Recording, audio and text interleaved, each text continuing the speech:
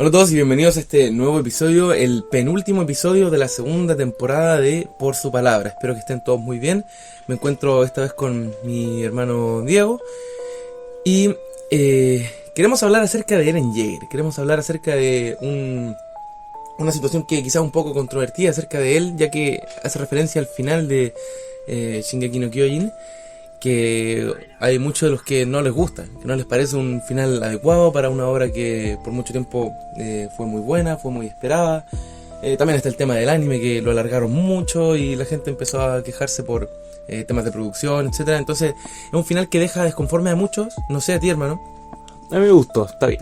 A mí igual me gusta y queremos enfocarnos acerca del poder que tenía Eren Jaeger, que no, lo decimos al tiro, no es un poder multiversal, no es un poder absoluto, como es lo que dicen. Ni tampoco le gana a Alien X. Claro, no le gana a la Alien X, no tiene la capacidad de manipular la realidad. Solamente Eren tenía, con el poder del fundador, la capacidad de manipular a los eldianos. Nada más.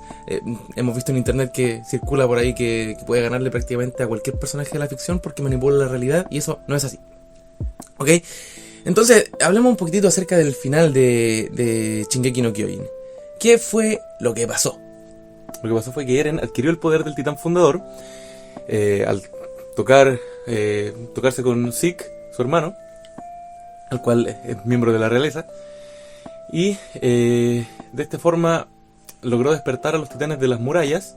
Empezó a arrasar con todo lo que había a su paso, eran cientos y cientos, miles de titanes, y él también se volvió un titán gigante, por cierto, y empezaron a destruir todo lo que estaba a su paso. Cuento corto. Aquí todos pensamos, oh chuta, Eren es malo. Claro, pero la realidad es otra, y es que, es bastante malo lo que hizo, destruyó Sí. gran porcentaje de la población mundial, El 80%. 80% de la población mundial. Sin embargo, no era su objetivo destruir a la humanidad, como se pensaba que era, sino que su objetivo era hacerse el malo para que sus amigos pudieran derrotarlo, pudieran acabar con él, y así el mundo ya no los viera como una amenaza, sino que se dieran cuenta de que estaban todos del mismo lado. Claro. Y como decía mi hermano también, el propósito no era derrotar o destruir todo el mundo, sino que sus amigos pudieran vivir. Eso era lo que a él más le importaba. No le importaba el bienestar de su pueblo, de su raza, por así decirlo, ni nada, ni ningún tipo de pensamiento nacionalista o algo así, sino que lo que le importaba era simplemente la vida de sus amigos. ¿Y cuál era uno de los poderes del titán de ataque que tenía tan confundido a Eren? Uno de estos poderes era el poder, entre comillas, viajar en el tiempo, moverse libremente entre pasado, presente y futuro dentro de las memorias de los usuarios previos y futuros, como dije, del titán de ataque. Claro, porque tenía incidencia entonces en los usuarios, como bien decía mi hermano, que podían estar en el futuro o en el pasado, que en realidad en el futuro era el mismo.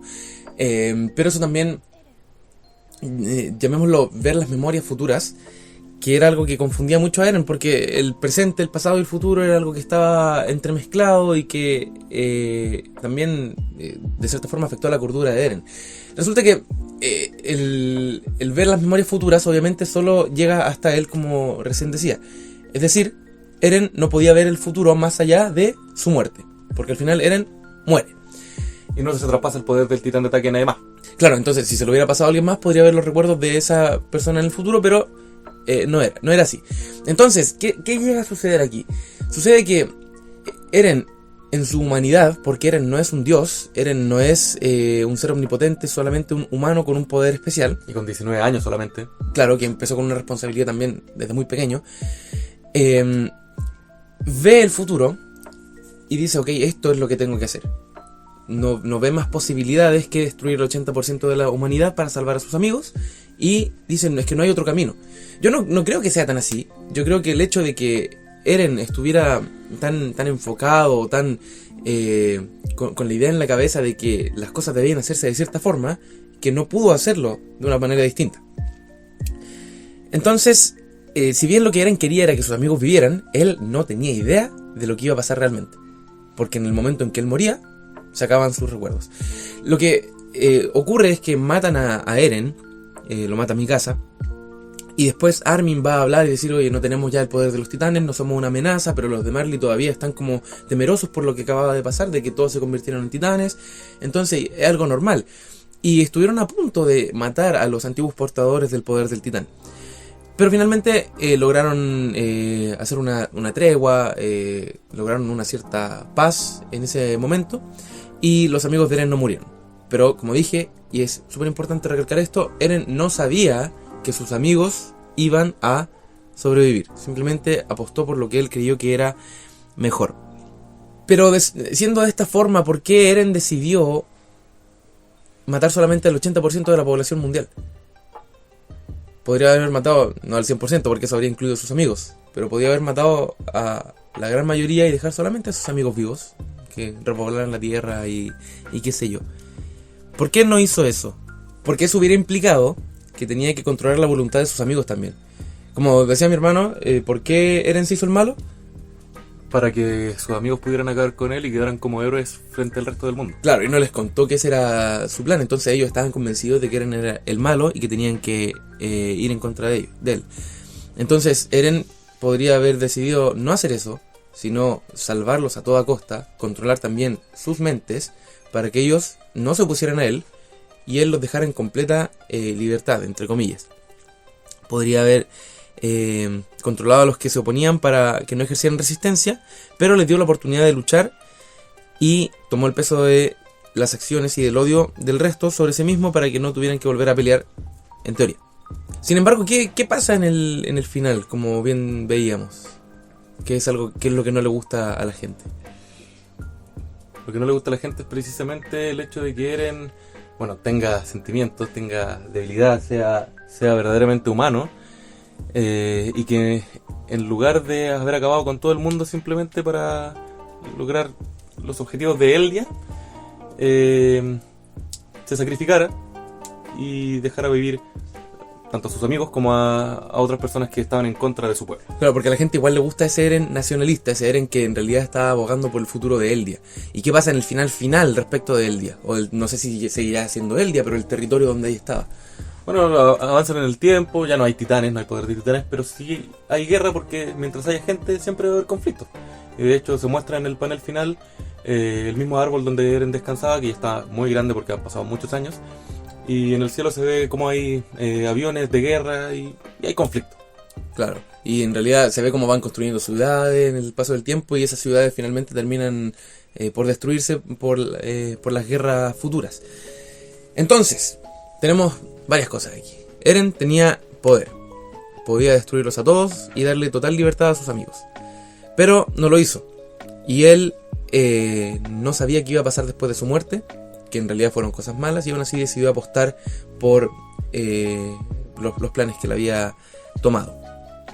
¿Qué dice la Biblia acerca de esto? Acerca de esta maldad futura. Bueno, sabemos que Dios es omnisciente. A diferencia de Eren, que no sabía lo que iba a pasar después de su muerte, Dios sabe absolutamente todas las cosas.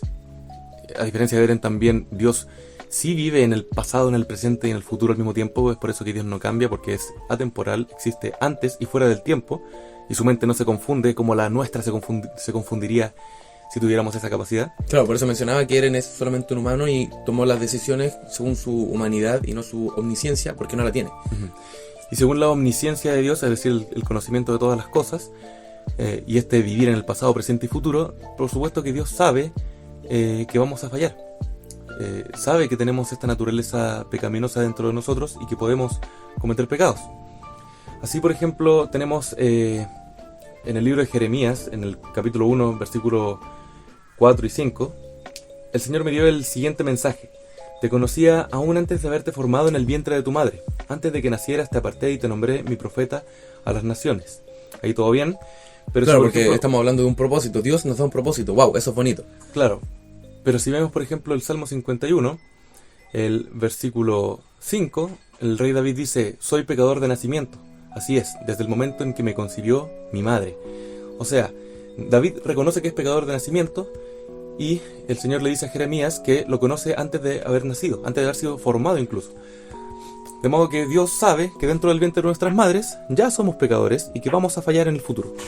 Y así mismo dice Romanos 5:8 que Dios mostró el gran amor que nos tiene al enviar a Cristo a morir por nosotros cuando todavía éramos pecadores. Y ese éramos significa que en realidad también íbamos a ser. Sabemos que el sacrificio de Jesús, Dios es atemporal, y el sacrificio de Jesús también. Jesús murió por los que vinieron antes y por los que iban a venir después. Entonces cuando dice cuando todavía éramos pecadores, también se refiere a los que iban a nacer después de que Jesús muriera y resucitara. Entonces Jesús también tiene conocimiento del futuro. Y ya vimos un par de diferencias con Eren, pero veamos las semejanzas y luego una última diferencia. Jesús, que también tenía el poder para evitar su muerte, esto es algo que Eren también podría haber hecho, evitar su propia muerte y continuar viviendo con sus amigos, a pesar de que tenía este poder y que Jesús podría teóricamente o quizá idílicamente acabar por la fuerza con el pecado del mundo y también el odio, ¿qué decide hacer? Otorgarnos libertad de decisión. Y aún así, a pesar de darnos la libertad de tomar nuestras propias decisiones, Él es el que carga con nuestro pecado. Básicamente hasta aquí hizo lo mismo que Eren. ¿Cuál es la diferencia? La diferencia es lo que acabamos de mencionar. Que Él sabe, Él siempre supo que nosotros íbamos a volver a fallarle. Eren no sabía lo que iban a hacer sus amigos, si iban a morir o si iban a hacer cualquier otra cosa que estuviera fuera de su imaginación, pero Jesús sí sabía. Jesús sí sabía que tú y que yo íbamos a fallarle, y aún así decidió morir por nosotros. Y como última comparación, Eren tenía este poder que lo usó de alguna forma por amor, pero de forma limitada, porque su poder también era limitado, no tenía otra forma de hacer las cosas. Manifestó este amor con su poder limitado, sacrificándose a sí mismo, pero también a gran parte del mundo, lo cual no es tan amoroso, que digamos. Claro, porque es un amor limitado hacia las personas que te importan, y eso, como sabemos, bíblicamente, no es amor. El amor que veíamos, por ejemplo, en el primer episodio de esta temporada, hablaba de amar a alguien porque sí, sin un motivo aparente. En cambio, Dios, encarnado en Jesucristo, usó su poder para liberarnos del pecado, sacrificándose a sí mismo, pero para que ya nadie tenga que morir. Es decir, Jesús, como también lo vemos en Juan 3, 16 y 17, dice: porque de tal manera amó Dios al mundo, que ha dado a su Hijo unigénito, para que todo aquel que en Él cree no se pierda, mas tenga vida eterna. Porque no envió Dios a su Hijo para condenar al mundo, sino para que el mundo sea salvo por Él. Es decir, Jesús jamás habría sacrificado a otras personas para que otros pocos vivieran, sino que solamente se sacrificó a sí mismo para que todos pudiéramos vivir. Y ese es el verdadero poder, el poder del amor que cubre a todos y no solamente a unos pocos. Y como dijimos, tenía el poder para destruirnos, pero decidió usar ese poder para salvarnos. Y no solo tenía el poder, sino que también tenía la autoridad. La tienes desde el principio. Y en alguna oportunidad también Dios le dice a Moisés, porque el pueblo de Israel estaba pecando después de ser liberado, le dice a Moisés: apártate, porque voy a destruir a este pueblo que es pecador, y de ti voy a hacer una gran nación. Y no lo hace. Y obviamente, lo que creo yo por lo menos, no es que Dios tuviera la intención de hacer eso, sino que estaba probando el corazón de Moisés. Y el asunto es que el Señor ya no tenía la intención de destruir a la humanidad, sino solamente de salvarla. Entonces, el mayor poder, como decía, es el amor, y es el poder de salvar y no de destruir, porque cualquiera puede destruir, pero no cualquiera puede salvar. ¿Oramos? Señor Jesús, te damos muchas gracias por tu inmenso poder que se sigue manifestando el día de hoy. Se sigue manifestando a través de sanidades, a través de milagros, y sabemos que esas son cosas positivas, son cosas buenas, pero te doy muchas gracias por ese poder demostrado en la cruz, que a través de tu muerte fue capaz de salvarnos y tenernos aquí con vida hasta el día de hoy. Gracias, Señor, te damos porque podemos verte, porque sigues siendo real y porque tú no nos desampararás jamás y estarás con nosotros hasta el día de nuestra muerte o hasta el día en que Jesucristo vuelva en su reino y gloria. En el nombre de Jesús, amén y amén. Nos vemos en el último episodio y esperamos estar trayendo invitados. Adiós. Adiós.